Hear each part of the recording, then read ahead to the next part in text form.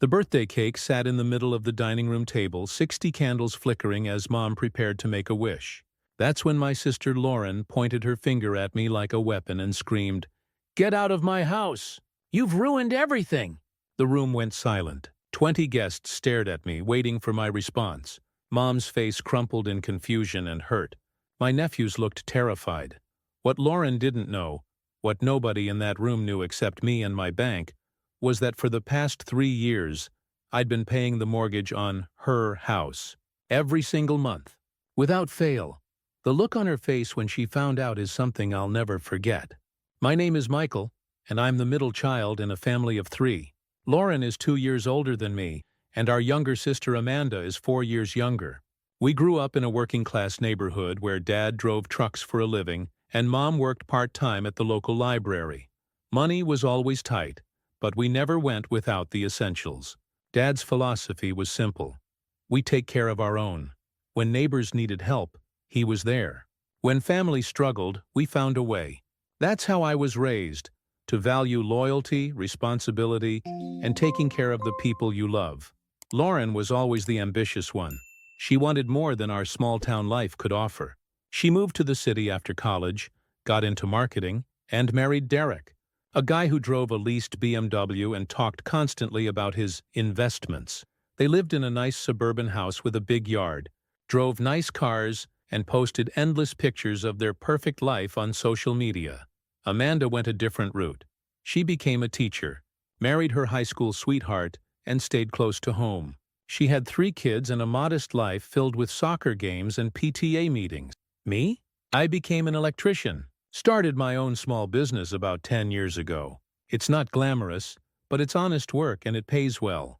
I never married, never had kids.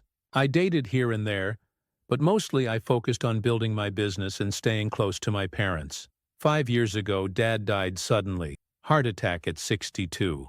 Mom was devastated. They'd been married for 40 years, and suddenly she was alone in the house they'd shared their entire married life. The mortgage was paid off, but maintaining the place on a widow's pension and small life insurance payout was becoming difficult. Lauren swooped in immediately with a plan. "Mom shouldn't be living alone in that big house," she announced at the funeral reception. "Derek and I have been talking. We think she should sell and move in with us. We have the space, and it makes sense financially." I thought it was a generous offer. Mom wasn't convinced at first. She loved her independence and her home held 40 years of memories. But Lauren was persistent, wearing her down over several months with talk of safety, companionship, and family togetherness. Finally, Mom agreed. She sold her house, the place where we'd grown up, where Dad had built the back deck with his own hands, where Mom had hosted countless family dinners. She got about $250,000 for it. Not a fortune, but enough to live comfortably for her remaining years. Here's where things got complicated. Lauren convinced Mom to give her $150,000 as a down payment on a bigger house where they'd all live together. "We need more space if you're moving in," Lauren explained. "Our current house is too small. This way you'll have your own wing, your own bathroom, real privacy. We'll all live together, but everyone has space." Mom was hesitant about handing over so much of her nest egg, but Lauren painted such a beautiful picture. "It's an investment, Mom. You'll own part of the house. When Derek and I are gone, it'll go to you and then to all of us kids equally. You're not just giving us money. You're securing your future and ours." Amanda and I weren't involved in these conversations. We found out after the fact. When I asked Mom about it, she seemed confident. "Lauren knows about these things," she said. "She's good with money and real estate. I trust her." They bought a beautiful 4-bedroom house in a nice neighborhood. Lauren posted pictures of the family home constantly, showing off the modern kitchen, the landscaped yard, the master suite. Mom had a bedroom on the first floor with an attached bathroom. It looked perfect. For about 6 months, it was perfect. Then cracks started showing. Lauren began complaining that having Mom there was cramping their style. She made comments about Mom being in the way, about how Derek needed his space to decompress after work. Mom started feeling like a burden in her own home, or what she thought was partly her home. Mom confided in me one night over the phone. "I don't think I'm on the deed," she said quietly. I asked Lauren about it, and she got defensive. She said it was complicated, that they needed to keep it in their names for tax purposes, but that I shouldn't worry. My stomach dropped.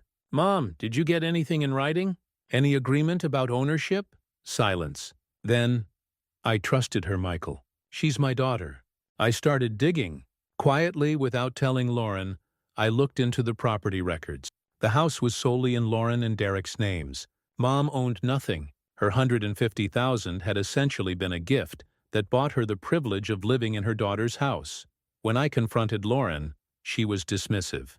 It's a family arrangement. Everything will be fine. Stop trying to cause problems. But things weren't fine. Lauren started treating Mom like a tenant, complaining about utilities, making passive-aggressive comments about groceries, suggesting Mom contribute more to household expenses. Mom was already paying them $1,500 a month for room and board, despite having given them a massive down payment. Then Derek lost his job. They'd been living beyond their means for years. The nice cars, the vacations, the lifestyle they projected on social media. It was all built on credit and income they no longer had. Derek found another job eventually, but it paid significantly less. That's when I got the call that changed everything. Mom was crying. "They're going to lose the house," she sobbed. "They're 3 months behind on the mortgage." The bank sent a notice. Lauren told me they need me to move out so they can rent out my room to cover costs.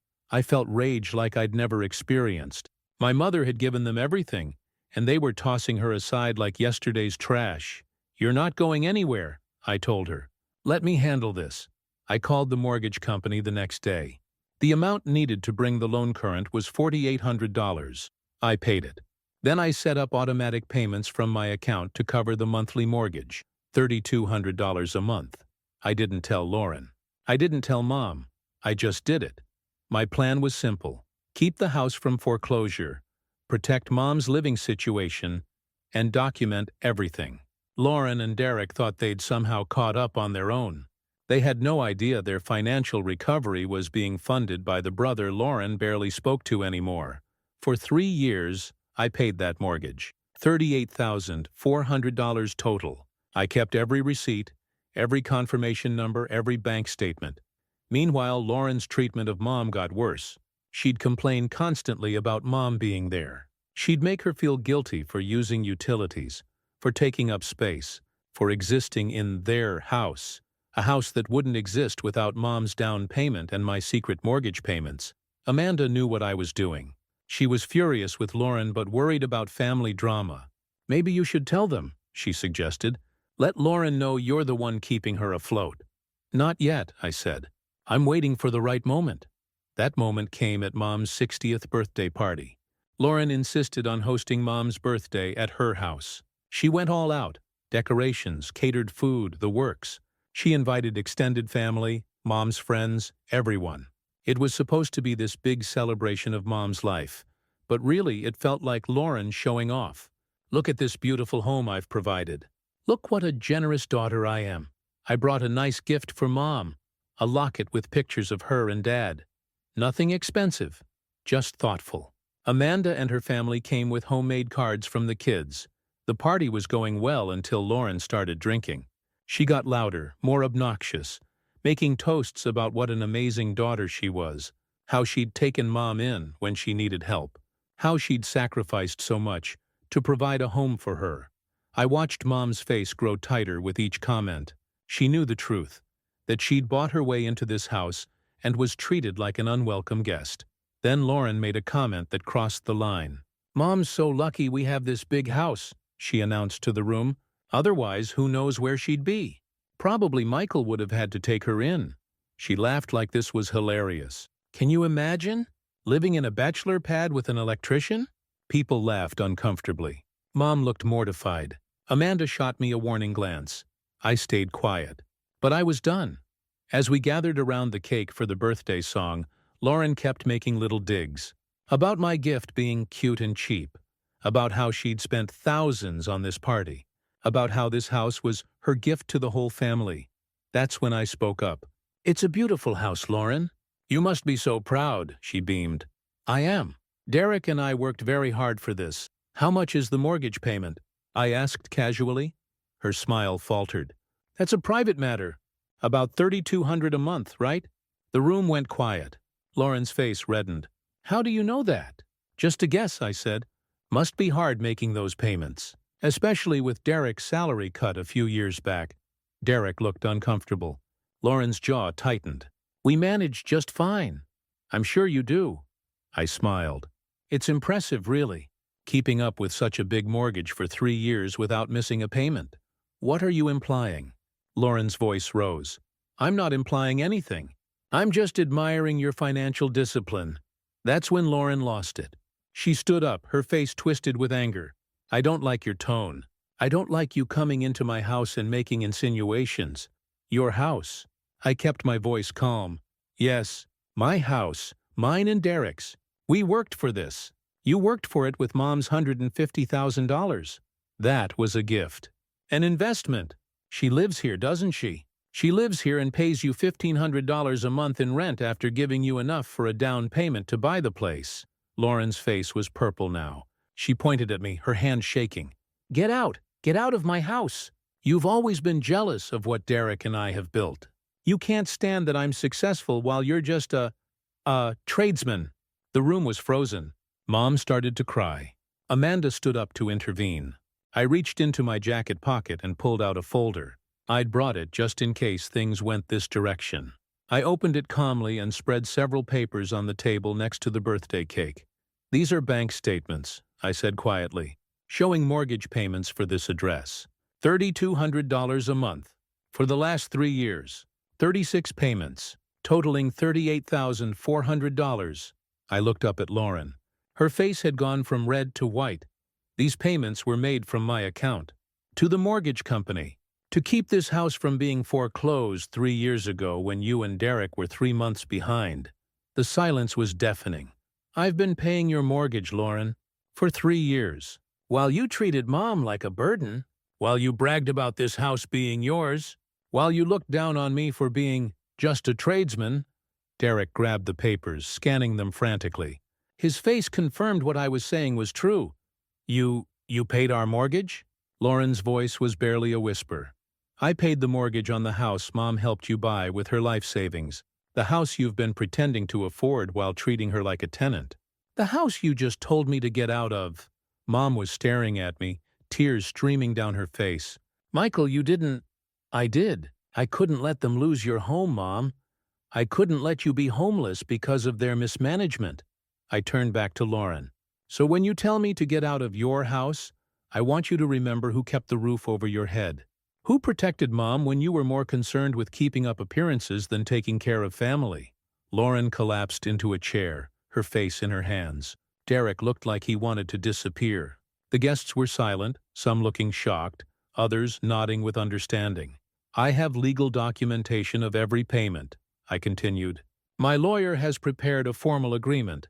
You have 2 options. Sign over partial ownership of this house to Mom. Real ownership on the deed, proportional to her down payment and my mortgage payments. Or I can file a lien against the property for the money owed. Michael, we didn't know, Lauren started. You didn't want to know. You were too busy playing house with Mom's money and my bailout. I looked around the room at all the shocked faces. I didn't want it to come out like this. I never wanted anyone to know. I did it to protect Mom, not to humiliate you. But I'm done watching you treat her like garbage in a home she helped pay for. I turned to Mom. You're moving in with me. Tonight if you want. I have plenty of space, and you'll never pay rent or feel unwelcome. You're my mother, and you deserve to be treated like it. Mom was sobbing now but nodding. Okay, she whispered. Okay, son. That night, Amanda helped me pack up Mom's things while Lauren and Derek sat in stunned silence. The party guests had left quietly, probably with enough gossip to fuel conversations for months. Mom didn't have much. Most of her belongings had been sold when she moved in with Lauren. What was left fit in my truck in one trip. The drive to my house was quiet. Mom sat in the passenger seat, occasionally wiping her eyes. You didn't have to do that, she finally said. Yes, I did. All that money, Michael. You should have been saving for yourself, for your future. You are my future, Mom. You and Amanda and her kids. That's what matters. She reached over and squeezed my hand.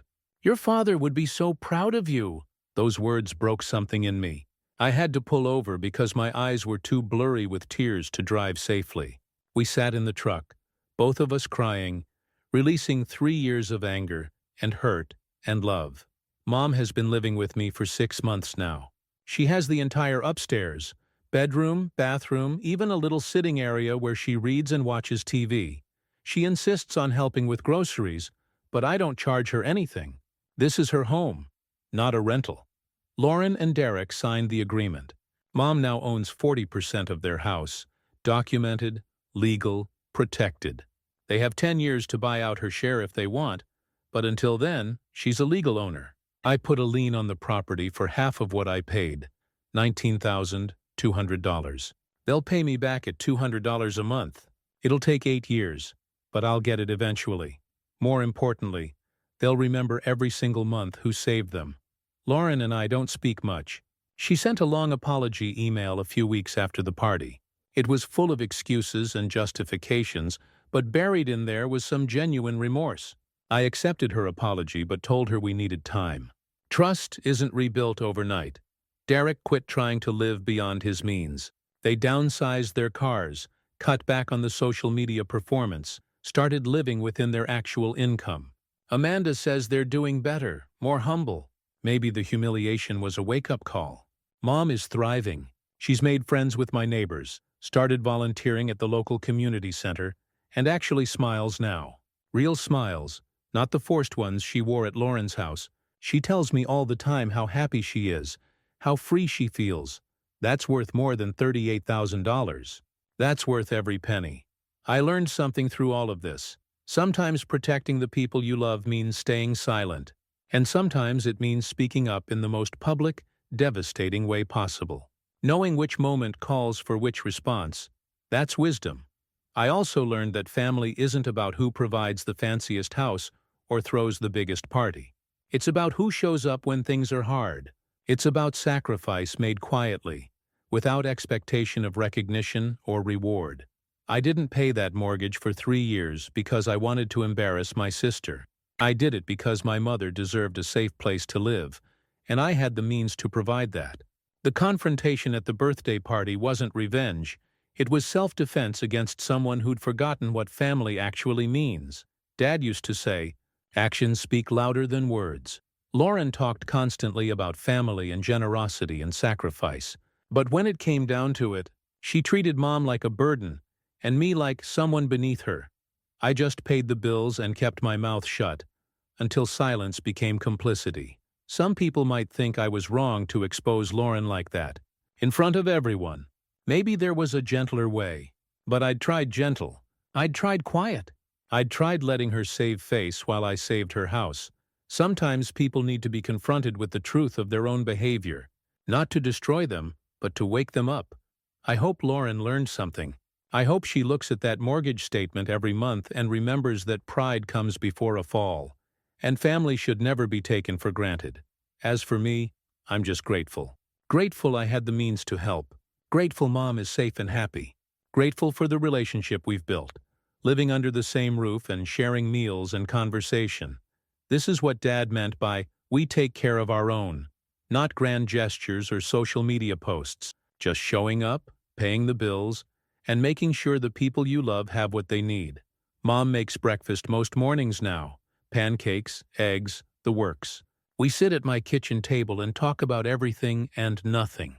These simple moments are worth more than any house, any amount of money, any performance of family unity. This is real. This is family. Everything else is just noise. If you've ever felt overlooked by people who should appreciate you, or struggled with family members who value appearance over substance, I hope my story reminds you that your worth isn't determined by others' recognition. Do what's right even when no one's watching. The truth always finds its moment. And if you'd like to hear more real stories about family, betrayal, and finding your way through complicated relationships, I'd love to have you subscribe and join this community. We're all figuring this out together. My sister told me to get out of her house, but it was never just her house. It was built on my mother's dreams, purchased with her savings, and saved by my sacrifice. She knows that now, and she'll never forget it.